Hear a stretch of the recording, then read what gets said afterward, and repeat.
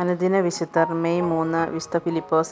ഈശോ തെരഞ്ഞെടുത്ത 12 ശിഷ്യന്മാരിൽ ഒരാളാണ് വിശുദ്ധ ഫിലിപ്പോസ്. അദ്ദേഹത്തിൻ്റെ ജന്മസ്ഥലം ഗലീലയ്ക്കടുത്തുള്ള ബെത്സയിദയാണ്. ഈശോ പത്രോസിനെയും അന്ത്രയോസിനെയും വിളിച്ച തൊട്ടടുത്ത ദിവസമാണ് ഫിലിപ്പോസിനെയും വിളിച്ചത്. അപ്പോൾ അദ്ദേഹം വിവാഹിതനും പിതാവുമായിരുന്നുവെങ്കിലും ഈശോയുടെ വിളിക്ക് പ്രത്യുത്തരം നൽകാൻ അദ്ദേഹം തെല്ലും വിമുഖത കാണിച്ചില്ല.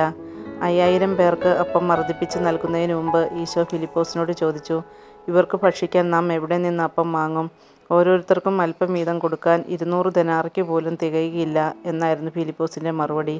ഒരിക്കൽ എൻ്റെ പിതാവിനെ അറിയുന്നവർ എന്നെയും അറിയും എന്ന് ഈശോ അരുളി ചെയ്തപ്പോൾ, കർത്താവേ, പിതാവിനെ ഞങ്ങൾക്ക് കാണിച്ചു തരിക എന്ന് പറഞ്ഞതും ഫിലിപ്പോസാണ്.